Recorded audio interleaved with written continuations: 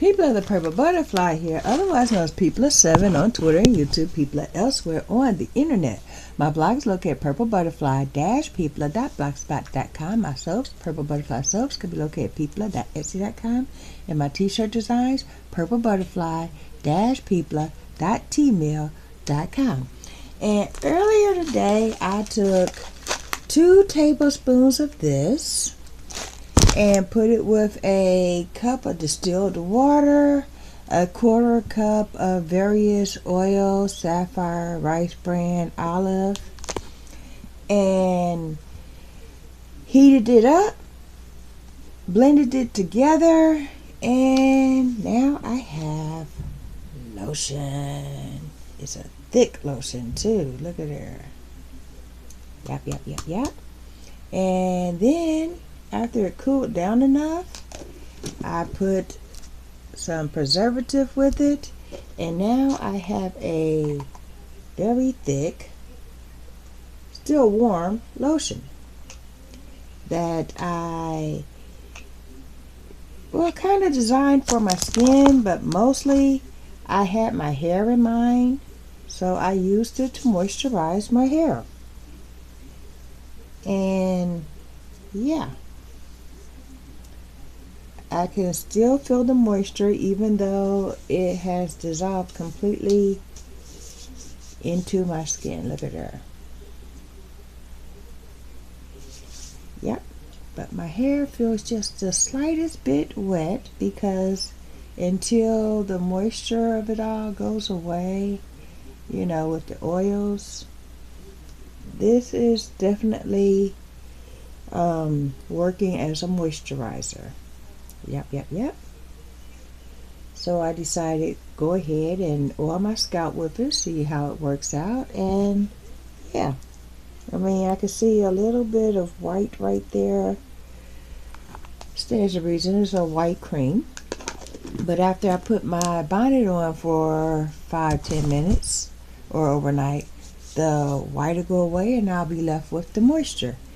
And I'm assuming it's going to look like my hands do right now. I mean, it's just shiny.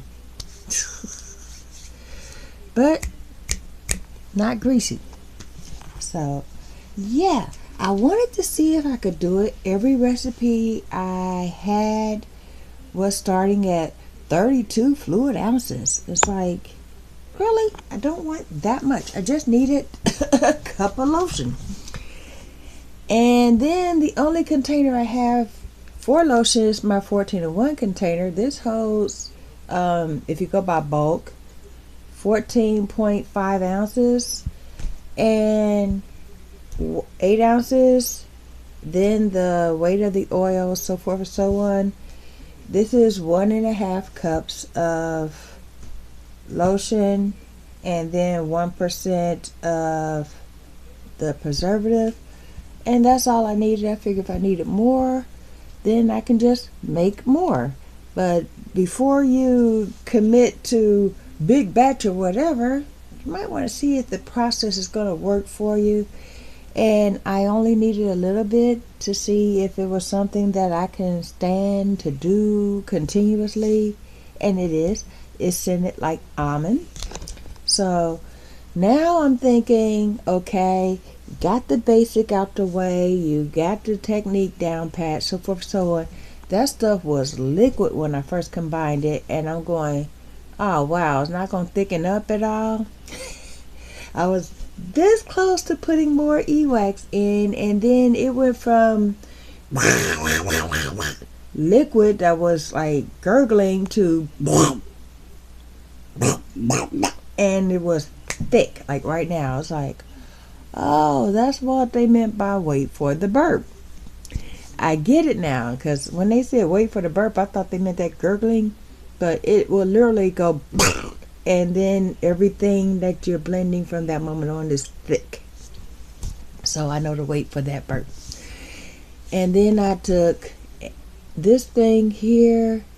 It's the best scraper I have come across in years. It's from the gift set that I got where it's a headless spatula. But that was smaller than the rest of them, so I figured, hey, it'll fit right in here, and it does. Look at her. I mean, it was just literally the perfect size to blend it in, to put the preservative in, and all that good stuff. So now that I've got the basic out the way, and the way I use hair lotion and hair moisturizers, this is not going to last me long.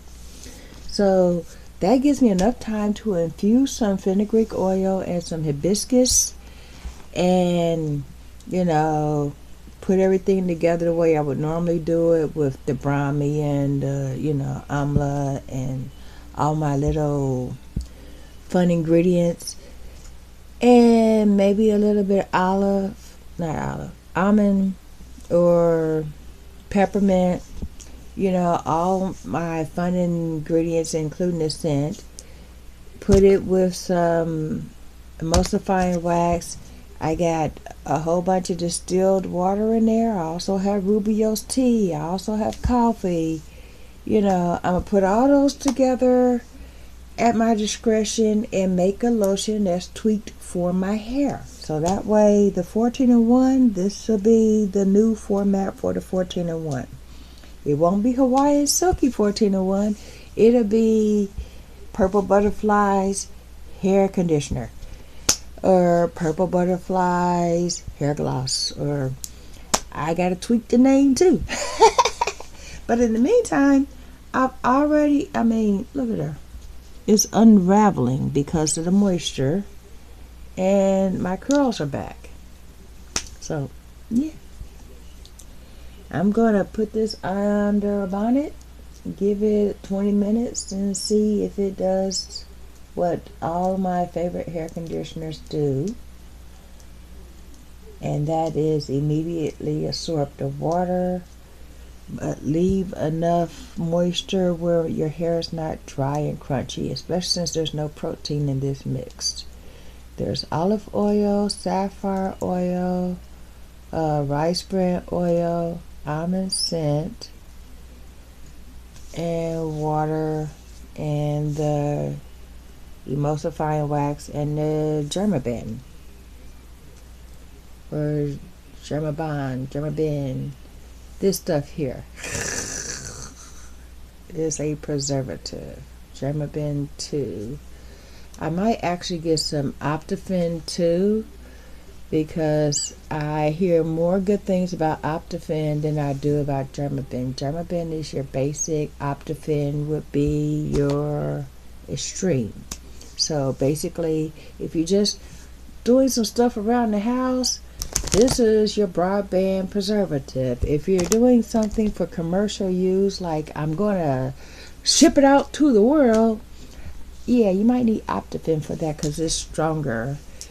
Costs more too. So I figure before I do all these endeavors, I go through hair lotion like you wouldn't believe, and it's getting expensive. So I figure, hey, it might be cheaper. Hey, I make soaps, I make, oils, I do this, I do that. Why don't I make some lotion? Boom. So I had a recipe that says you need stearic acid, you need shea, you need emulsifier. I'm going, well, what can I use in place of the shea? Because I don't use shea. So I was going to use palm oil or mango butter. And then when, I looked up and said, wait a minute, there's a basic format. The format said, well, let me pull it up.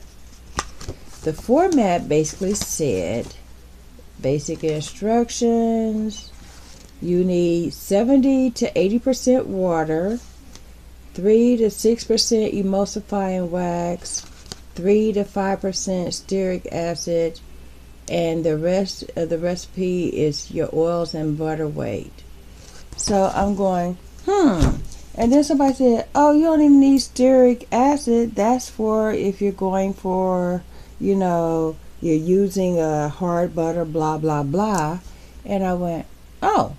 They said, you can just use liquid oils, sapphire, olive, rice bran oil. There's not a hard oil in this. And I have some stearic acid. It's upstairs. I was going to have my daughter go up there and get it. This didn't work out because you could, I got the preservative in there, so I could always go back behind myself with the blender and add more and blah, blah, blah and tweak it. But I didn't have to. It's in there. It's thick.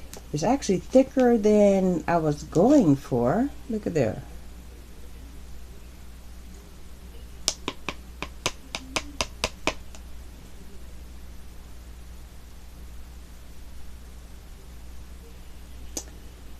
Yeah. That's a nice thick butter type cream. And that's fine with me.